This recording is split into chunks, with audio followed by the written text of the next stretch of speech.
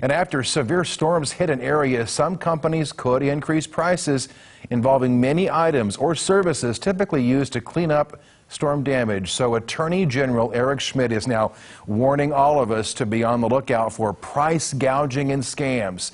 Some of the scams you might see include construction fraud and charity fraud. We will have some tips for you on our website. If you'd like to make a consumer complaint, you can call the Consumer Protection Hotline at the number on your screen.